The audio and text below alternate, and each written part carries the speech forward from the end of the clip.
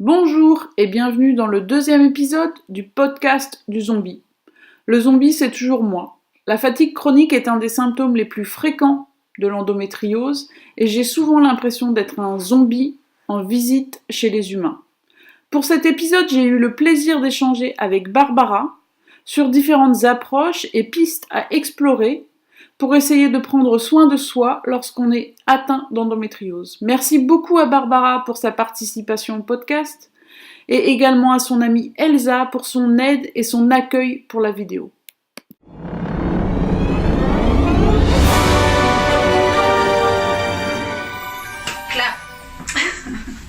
Donc bonjour Barbara. Bonjour Maud. Merci d'avoir accepté de participer au podcast du zombie. On s'est rencontrés en fait au cours de l'organisation de la première marche pour l'endométriose. C'était en 2014. Et en fait après on a échangé pas mal et on s'est rencontrés à diverses occasions avec nos activités bénévoles. Chez Endomine. Notamment avec l'association Endomine. Et donc merci beaucoup d'avoir accepté de participer au podcast. Merci de m'avoir invité.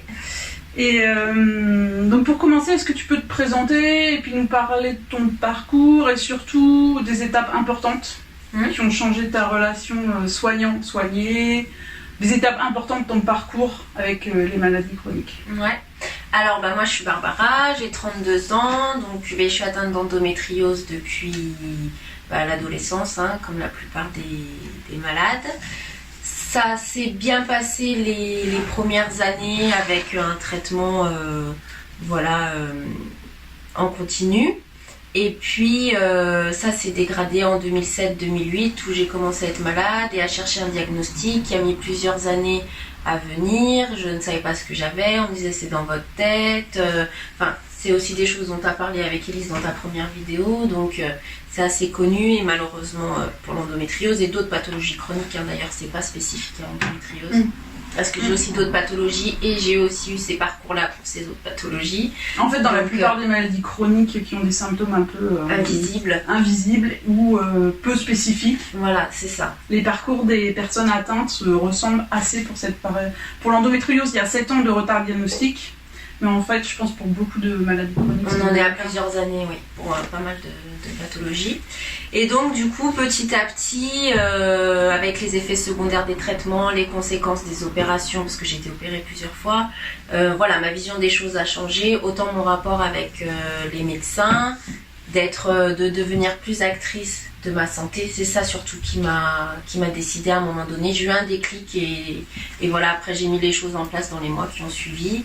Donc c'est là qu'a commencé plus ou moins en parallèle l'aventure Endomine au niveau de la sensibilisation pour la maladie et que je me suis aussi tournée vers les médecines douces et que j'ai commencé à consulter différents thérapeutes, à chercher ce qui pouvait me convenir pour m'aider. Et aujourd'hui, par rapport à mes autres pathologies, j'ai encore des soucis, mais je suis plutôt en rémission sur l'endométriose et c'est grâce aussi à ça que ça m'aide au quotidien. Tu as atteint d'autres maladies chroniques en fait? Oui, j'ai fibromyalgie, fatigue chronique, j'ai des allergies, pas mal de choses. Un système immunitaire assez détraqué. Ok, merci. Donc du coup, tu m'as dit que tu t'es tournée sur les médecines un peu dites douces. Je n'aime pas trop cette appellation, mais... Oui, parce qu'il peut y avoir des dangers aux médecines douces si elles ne sont pas bien pratiquées. Justement, je voulais qu'on en parle un petit peu aujourd'hui. Et de bien faire attention, les filles, de consulter un professionnel, quelle que soit l'orientation que vous voulez prendre, de consulter un professionnel. Les groupes de parole, il y en a des qui sont très bien, qu'on peut conseiller aussi. Mais il faut aussi consulter des professionnels. C'est important pour éviter justement les dérives et les effets secondaires aussi des huiles essentielles. Moi, c'est plutôt mon domaine qui sont des actifs très puissants, mais même pour d'autres plantes médicinales ou vitamines, de ne pas s'automédicamenter. Je pense qu'il y a à la fois des dérives sur les effets secondaires, etc. Et des choses qui peuvent être mal conseillées. Ouais, il y a ça, il y a cet aspect-là. Il y a un autre aspect aussi c'est clair.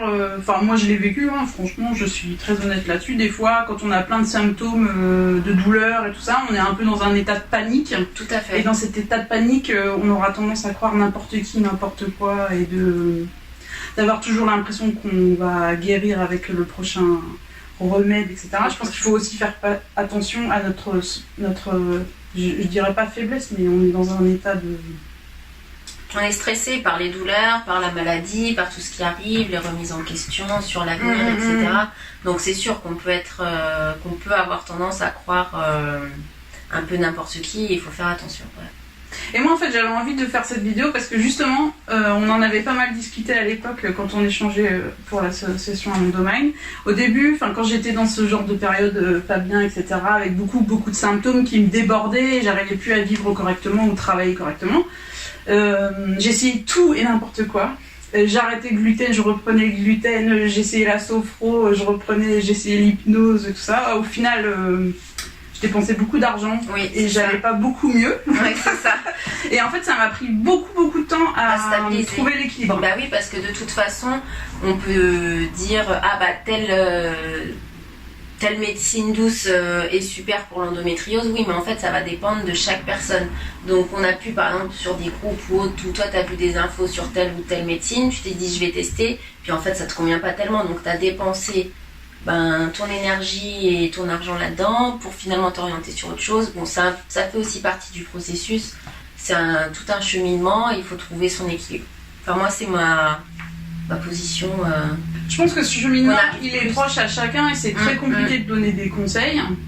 Donc, en mettant toutes ces précautions avant, je voulais quand même te demander, du coup, quelles sont les pistes les plus intéressantes pour les symptômes de l'endométriose, comme la douleur chronique, pour la fatigue chronique, des choses comme ça. Ouais. Tout en mettant vraiment la précaution, c'est-à-dire il y a un cheminement, il faut trouver ce qui convient à chaque personne, à chaque symptôme. Chaque endométriose est unique, etc. Il n'y a pas une, mais des endométrioses, c'est sûr. Mais ce qui marche bien, donc, avec toutes les précautions que tu as dit et qui ont été repris dans les recommandations médicales qui sont sorties là en début d'année. Donc, c'est un groupe de médecins experts de l'endométriose qui s'est réuni pour faire le point sur la prise en charge médicale de l'endométriose et chirurgicale, et ils ont fait un point sur les médecines douces. Donc, ce qui ressort beaucoup, c'est l'acupuncture, qui est aussi très réputé pour le stress et l'infertilité qui peut être lié aussi à l'endométriose. L'acupuncture, le yoga, en tout cas l'exercice physique, donc adapté forcément si on a de l'endométriose sur un air, on ne va pas faire des grands écarts, etc.